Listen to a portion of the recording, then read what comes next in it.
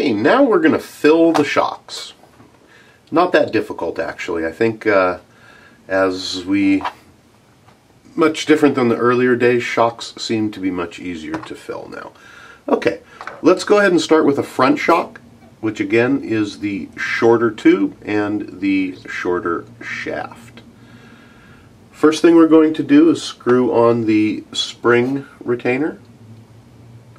That's actually a ride height adjuster. We're going to put that on, and according to the directions, they're actually screwed all the way to the bottom. So go ahead and put them on and screw them all the way as far as they can go. Just till it stops turning. There's no need to force it anymore. Just get it down there just like so. And now we're going to fill. The front shocks use 30 weight oil. The rear shocks use 10 weight. So we're working on the front. First thing we're going to do is make sure your shock is fully extended, and we're going to fill up the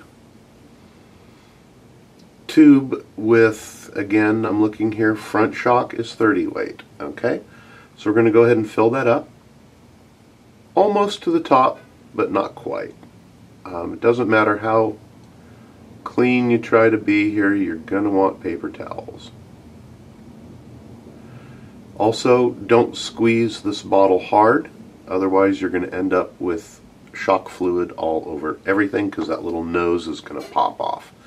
Okay, now that that's fully extended, let's take a look down in here, and I'm going to come up closer and hopefully this will focus. There we go. You see the little bubbles coming out? What we're going to do is push down and collapse the shock about a quarter of an inch, just a little bit, and you're going to let it sit there.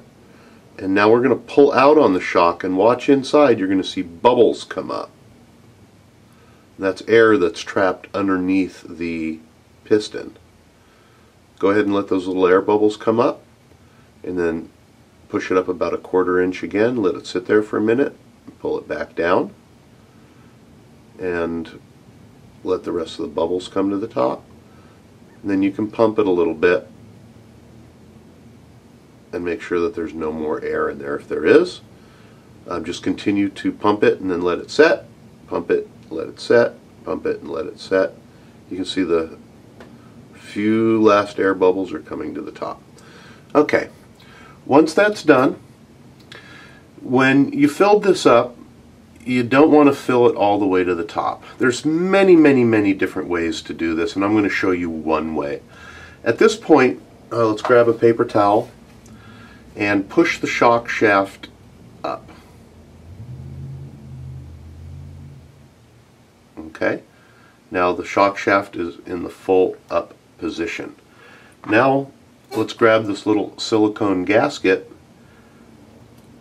and we're going to drop it down on top, just like that, and then go ahead and just tap it with your finger, and it's going to displace an amount of silicone fluid. You can see some of it's coming out there, and you want that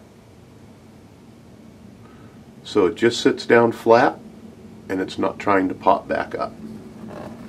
At that point, we can go ahead and screw our cap on. Be really careful not to pinch the gasket. And then you're going to want to put it on just until it is hand tight.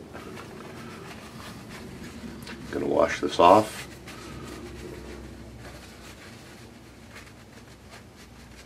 Let the white balance return on the video camera so everything's not blue. And again, I'm just going to hold this. I'm just going to tighten this cap up by hand. Does not have to be over tight. Just tighten it by hand. Okay, at this point the shock shaft should not be pushing back out. It should extend and work just like so. Very smooth. If you're pushing on it and it won't go all the way in, that's called a hydro lock. Take the cap back off, the little bladder back off, and do that procedure again. It means you had a little bit too much oil in there, but that's how it should be. Pretty straightforward. Let's go ahead and finish the procedure. Do again, the front shocks with 30 weight, which are the short ones, and the rear shock with the 10 weight, which are the longer ones. When you're done, come over here on the side and look at the ride height adjusters and go ahead and make sure that they are the proper length for both the front and the rear shocks. Once that's done, we'll move on to the next step. Okay, last step to building shocks. Let's go ahead and start at the top. We're going to take the front shocks. Let's find the two front shocks. There's the rears, so these two are the fronts. And we're going to insert the AX80033-1s. And the rears use a whole complete different part number, which is the AX31102-2. And the difference is the length of the standoffs. So you can see the different heights on these. The longer standoff goes on the rear. So let's go ahead and take the pivot ball, and ooh, that's a little bit loose in there. Going to make sure that doesn't fall out while we're working with it. A little bit loose. Okay, next thing we're going to do is go ahead and fully extend the shock, and there are two sets of springs.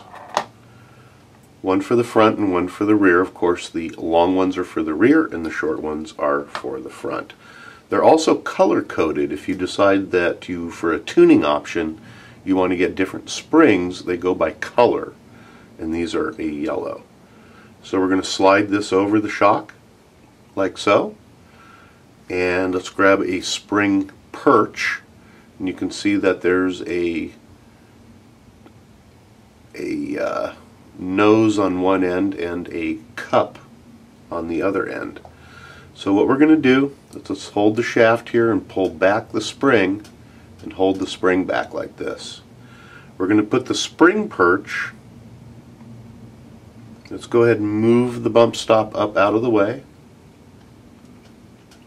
and we're going to slide, there's a cutout in the spring perch.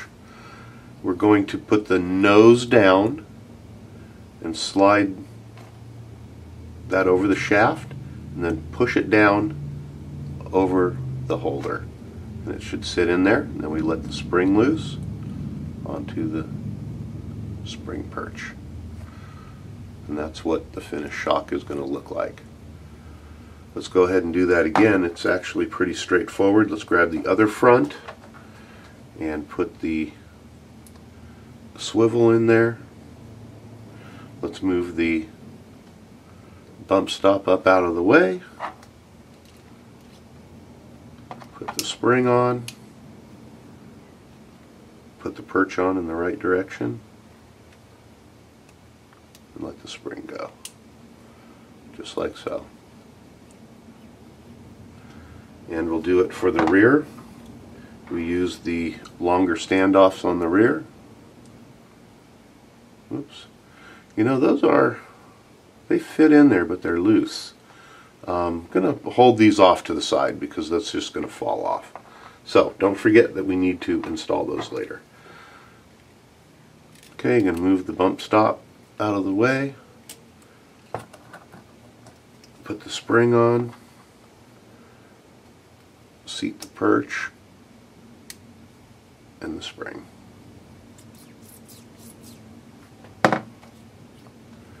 Shocks are pretty easy, they're just messy.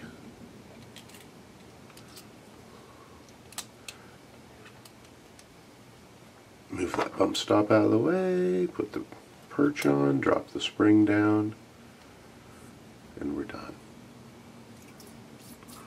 That's how that is. We have just built shocks. And those are for the rears.